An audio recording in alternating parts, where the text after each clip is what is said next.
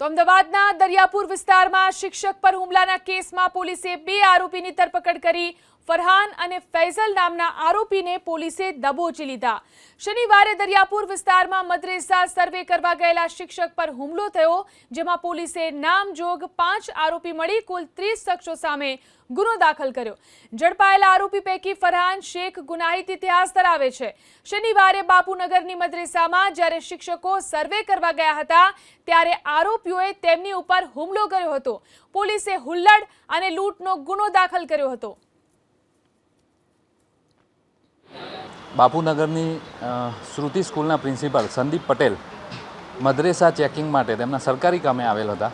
તે વખતે આજુબાજુના રહીશો દ્વારા મદ્રેસા ચેકિંગ બાબતે વિરોધ કરી અને તેમની જોડેથી મોબાઈલ ફોન ઝૂંટવી લીધેલ, જે બાબતે દરિયાપુર પોલીસ સ્ટેશન ખાતે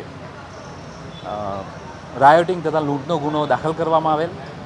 જે અનુસંધાને ફરિયાદમાં જણાવેલ 2 આરોપી ફરહાન મોહમ્મદ ઇમ્તિયાઝ શેખ અને મોહમ્મદ ફૈસલ મોહમ્મદ છીપા નાઓને ગઈકાલે સાંજે 18:15 વાગે અટક કરવામાં આવેલ છે।